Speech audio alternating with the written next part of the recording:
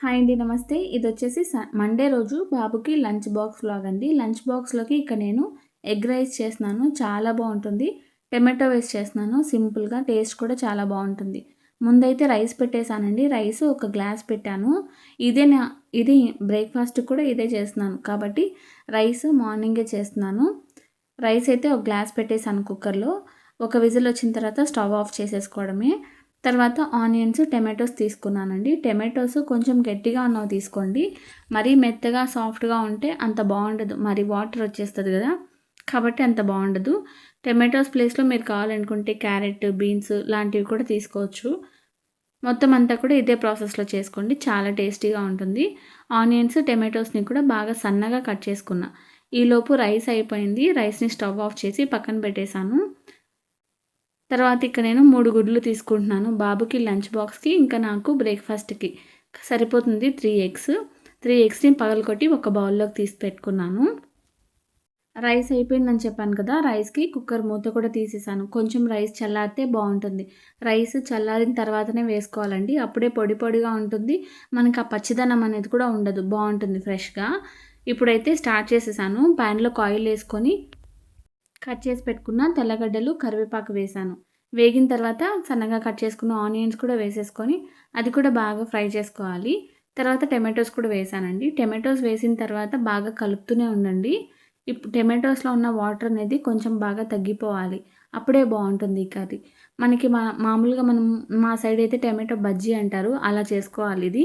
కాకపోతే మనం rice mix చేస్తాము అంతే అండి. లేదు అంటే చపాతీస్‌లోకి ఎగ్ పొరటు చేస్తారు కదా! అదే ప్రాసెస్‌లో చేసుకోవచ్చు. టొమాటోస్ అంతా వేసిన తర్వాత కొంచెం సాల్ట్, పసుపు వేసి అది కూడా బాగా వేగి ఆయిల్ బాగా పైకి తేలేంత వరకు ఫ్రై చేసుకున్నాను. ఫ్రై చేసిన తర్వాత అదే ప్యాన్‌లోకి కొంచెం పక్కకు జరిపేసి అందులోనే ఎగ్స్ వేసేసాను. మీరు కావాలనుకుంటే వేరే ప్యాన్‌లో ఎగ్స్ వేసుకొని ఇలా లైట్‌గా బీట్ చేసుకొని మిక్స్ చేసుకున్నా బావుంటుంది. కాకపోతే అంత అవసరం ఏం లేదండి. చాలా బావుంటుంది ఇలానే చేసుకుంటే. మొత్తం ఇంకా టొమాటోస్‌లోకి ఎగ్స్‌నంతా కూడా బాగా మిక్స్ చేసేసాను. ఒక 2, 3 నిమిషాలు బాగా కలిపిన తర్వాత ఒక టేబుల్ స్పూన్ ధనియాల పొడి, కొంచెం కారం వేశాను. కారం ఇంకా మీ టేస్ట్‌కి తగ్గట్లుగా యాడ్ చేసుకోవడమే. తర్వాత ఇంకా పచ్చిదనం అంతా పోయి ఎగ్ బాగా ఫ్రై అయిపోవాలి. లేకపోతే స్మెల్ ఒస్తుంది. మధ్యాహ్నం లంచ్ బాక్స్‌కి కదా! కాబట్టి ఎగ్ బాగా ఫ్రై అయ్యి ఆయిల్‌లో బాగా పైకి తేలేంత వరకు ఫ్రై చేసుకోవాలి. చూడండి ఈ విధంగా బాగా ఫ్రై చేసుకోండి. ఇంకా ఎగ్‌ని కూడా బాగా చిన్న చిన్న పీసెస్‌గా మిక్స్ చేసుకోండి. ఈ విధంగా బాగా ఫ్రై చేసుకున్న తర్వాత మనం ఇందాక చల్లార్చి పెట్టుకున్నాం కదా రైస్, అది మిక్స్ చేసేసుకోవడమే. ఒకసారి టేస్ట్ చెక్ చేసుకోండి. ఏదైనా ఉప్పు, కారం తక్కువైతే ఇక్కడే యాడ్ చేసేసుకోవచ్చు. నాకైతే అంతా కూడా కరెక్ట్‌గా సరిపోయింది. ఇంక నేను ఉడికించి పెట్టుకున్న రైస్ పెట్టేశాను. రైస్ కూడా వేసేసి ఒకసారి బాగా కలిపేసుకోవడమే. చాలా బావుంటుంది. ఎప్పుడైనా కూడా ట్రై చేయండి. మిగిలిన అన్నంతో కానీ, లేకపోతే ఎప్పుడైనా బ్రేక్‌ఫాస్ట్‌కి, డిన్నర్‌కి అయితే చాలా బావుంటుంది. లంచ్ బాక్స్‌కి కూడా పర్ఫెక్ట్‌గా సెట్ అవుతుంది. రైస్ కలిపేసిన తర్వాత కొత్తిమీర కూడా వేసేసాను. కొత్తిమీర కూడా వేసేసి ఒకసారి బాగా కలిపేసి చల్లారిన తర్వాతనే రైస్ బాక్స్‌లోకి ప్యాక్ చేశానండి.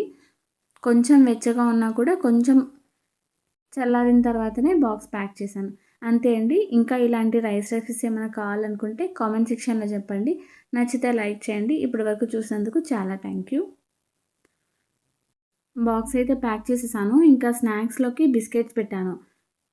ఫ్రూట్ పెడదాం అనుకున్నాను కానీ, ఫ్రూట్ అయితే బాబు నేను తినను ఇంట్లోనే తినేసి వెళ్తానని చెప్పాడు. అందుకని బిస్కెట్స్ పెట్టేశాను. లంచ్ బాక్స్ అయితే ప్యాక్ చేసేసాను. అంతే అండి ఈ వ్లాగ్. నచ్చితే లైక్ చేయండి. మళ్ళీ నెక్స్ట్ వ్లాగ్‌లో కలుద్దాం. బాయ్.